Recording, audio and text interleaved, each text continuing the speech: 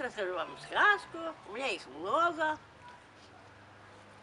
Совсем новая сказка непечатанная. Я сейчас недавно придумала.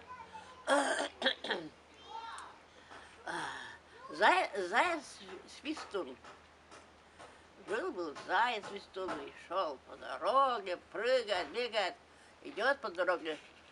Вдруг навстречу, поперек дороги, дерево поваленное, такое ветвистое. Ух, дерево как повалилось, говорит заяц.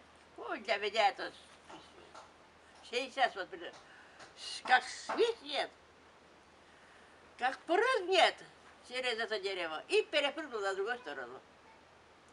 Такой довольный, что вот какой я молодец, вот такой я прыгнул с такое дерево. Идет дальше, смотрит, изгородь. Поперек высокий изгородь. Дом мне поставили, изгородь такой, давай мне, я сейчас все изгороди перепрыгну.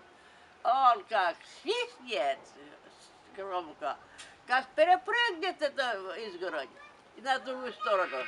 Вот какой он молодец, свистнул. А теперь буду я прыгать, все могу перепрыгнуть. Бежит, бежит, прыгнул, смотрит, забор стоит. Плотный такой, высокий. Кто мне поставил сюда забор? Сейчас я перепрыгну.